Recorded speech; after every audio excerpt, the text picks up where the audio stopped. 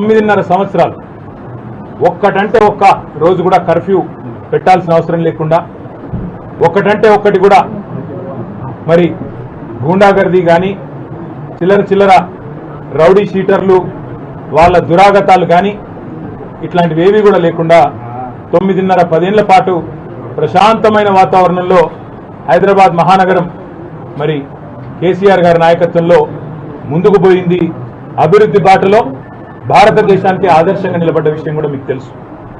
ఈ అభివృద్ధిని ఈ శాంతి భద్రతల పరిరక్షణను హర్షించిన ప్రజలు, హైదరాబాద్ ప్రజలు ఏవైతే ఇక్కడ మంచి సౌలతులు శాంతి భద్రతలు వారికి కేసీఆర్ నాయకత్వంలో అందినాయో అవన్నీ చూసిన తర్వాతనే అటు 2018లో కానీ 2023లో కానీ 2 శాసనసభ ఎన్నికల్లో ఏకపక్షమైన మరి విజయాన్ని కేసీఆర్ గారికి వారి శిష్యులు మా అందరికీ కూడా అందజేయడం జరిగింది. అట్లాగే చరిత్రలో ఎన్నడూ లేని విధంగా 2015 GHMCలో ఆనాడు కార్పొరేషన్ ఎన్నికల్లో 99 సీట్లు సాధించి ఒక కొత్త రికార్డు నమోదు చేసినాం. మళ్ళీ రెండవసారి కూడా 2020 సంవత్సరంలో తిరిగి మళ్ళీ గులాబీ జెండానే ఏకపక్షంగా గెలిచి హైదరాబాద్ మీద తనకున్న పట్టును రుజువు చేసుకున్న విషయాన్ని కూడా నేను గుర్తు చేస్తా ఉన్నా.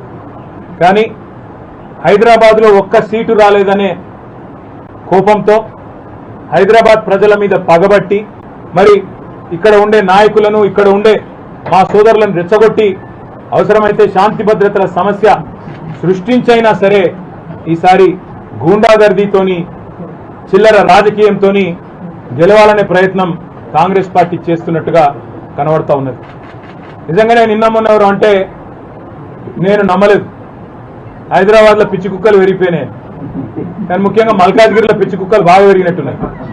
లేకపోతే ఎవడన్నా మెడ మీద తలకాయనోడు గంటసేపు వచ్చి మల్కాజ్గిరి చివరస్తాల గుండగాలను వేసుకొచ్చి గంటసేపు ఇక్కడ ట్రాఫిక్ జామ్ చేస్తూ నేను ఇక్కడికి వచ్చినా నువ్వు రా అని చెప్పి బస్తీ మీద సవాల్ అని చెప్పి చిల్లర రాజకీయం చేస్తుంటే ఏం చేస్తున్నది పోలీస్ యంత్రాంగం అని నేను అడుగుతున్నా. మా ఎమ్మెల్యేలను అరెస్ట్ చేసుడు కాదు, మా నాయకులను హౌస్ అరెస్ట్ చేసుడు కాదు, ఏం చేస్తున్నారు మీరు ఈ గుండాగాళ్లకు నియంత్రించడానికి నేను అడుగుతా ఉన్నా. ఇలా ఒకటే మాట నేను అనేది, అసలు ఏమి అధికారం ఉన్నది కాంగ్రెస్ పార్టీ నాయకులకు మల్కాజ్గిరిలో? ఇవాళ ఇక్కడ ఎమ్మెల్యే గారు బీఆర్ఎస్ పార్టీ నుంచి ఉన్నారు, గౌరవ కార్పొరేటర్లు ఉన్నారు, వాళ్ళందరూ ఏ ప్రోగ్రాంకి పోయినారు?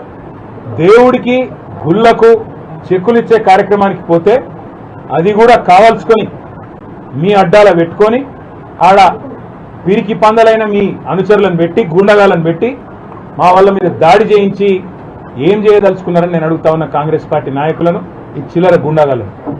ఒకటి గుర్తుపెట్టుకోండి, అధికారం ఎవడి అబ్బసొత్తు కాదు, అధికారం ఎవడికి శాశ్వతం కాదు. మళ్ళా మా టైం వస్తుంది. ఇవాళ కట్టు బానిసల్లాగా పనిచేస్తున్న అధికారులు ఎవరైతున్నారో నేను వాళ్ళకి చెప్తున్నా, ఇలా రాసి పెట్టుకోండి. రేపు మళ్ళా మా ప్రభుత్వం వచ్చినాక మిమ్మల్ని ఒక్కొక్కరిని ఏం చేయాలో రాసి పెట్టుకుంటున్నాం, చేసి చూపెడతామని చెప్పి కూడా నేను విజ్ఞప్తి చేస్తా ఉన్నాం. మీరు కట్టు బానిసల్లాగా పనిచేసి ఇవాళ మా రాము యాదవ్ మీద 1 కాదు 2 కాదు 7 FIRలు చేసిండ్రు, జగదీష్ గౌడ్ మీద చేసిండ్రు, చిన్న యాదవ్ మీద చేసిండ్రు, మా సబితమ్మ మీద మా కార్పొరేటర్ గారి మీద దాడి చేసి ఇవాళ వారిని కూడా గాయపరిచింది. ఇదేనా రాజకీయం? ఇదేనా హైదరాబాద్ ప్రజలు కోరుకున్నది మీ నుంచి? మీకు దమ్ముంటే చేతనైతే మాకంటే ఎక్కువ అభివృద్ధి చేయండి, హైదరాబాద్లో చేసి చూపెట్టి ప్రజల మనసు గెలవండి. అంతేగాని గూండగాల లెక్క మల్కాజ్గిరి చివరస్థాలో కూర్చుంటాం, వచ్చినాం ఇక రా నువ్వు కూడా అని బస్తీ మీద సవాలని చిల్లర రాజకీయం చేస్తే హైదరాబాద్ ప్రజలు ఎన్నటికీ కూడా హర్షించరు. అందులో ముఖ్యంగా మల్కాజ్గిరి చాలా మంది విద్యాధికులు విద్యావంతులు దేశంలోని వివిధ ప్రాంతాల నుంచి ఇక్కడికి వచ్చి ఉద్యోగాల కోసం, మిలిటరీలో పనిచేయడం కోసం, ఇంకా వేరే మరి పరిశ్రమల్లో పనిచేయడం కోసం ఇక్కడ వచ్చి స్థిరపడ్డ వాళ్ళు లక్షల సంఖ్యలో ఉన్న ఈ ప్రాంతంలో ఈ చిల్లర రాజకీయం గుండాగర్దీని ఎవరు కూడా సహించరు. అసలు ఎక్కడ ఉన్నది ఈ రాష్ట్రంలో శాంతి భద్రతలు?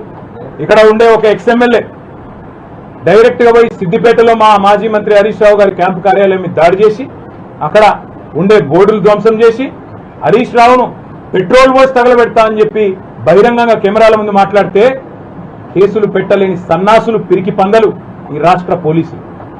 మీరు ఏమో అనుకుంటున్నారు కానీ పక్కాగా నేను చెప్తున్నా, రాసి పెట్టుకోండి.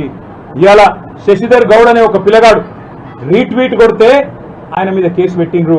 కానీ పెట్రోల్ వచ్చి తగలబెడతాను కాంగ్రెస్ చిల్లర నాయకుడు మాట్లాడితే వాని మీద కేసు ఉండదు. ఇదేనా నీ పోలీసింగ్? ఇదేనా పోలీసులు నడవాల్సిన పద్ధతి? అధికార పార్టీకి తొత్తులుగా కట్టు బానిసలుగా ఇదే ఆ పనిచేసే పద్ధతి అని నేను అడుగుతా ఉన్నా. ఇవాళ ఏకపక్షంగా పనిచేస్తున్నారో ఒక్కొక్కరిని ఏం చేస్తామో అధికారంలోకి వచ్చిన తర్వాత తప్పకుండా చేసి చూపెడతామని చెప్పి నేను విజ్ఞప్తి చేస్తున్నాను. ఒక్క రాష్ట్రంలో ఒక ఐపీఎస్ అధికారి మరి చివరికి ఆ రాజీనామా చేసిపోయే పరిస్థితి వచ్చింది ఇట్లాగే వ్యవహారం చేస్తే. ఇవాళ మా సోదరులు మా సోదరిమణులకు మొత్తం పార్టీ అండగా ఉన్నదని చెప్పేందుకే నేను కూడా ఇక్కడికి వచ్చిన.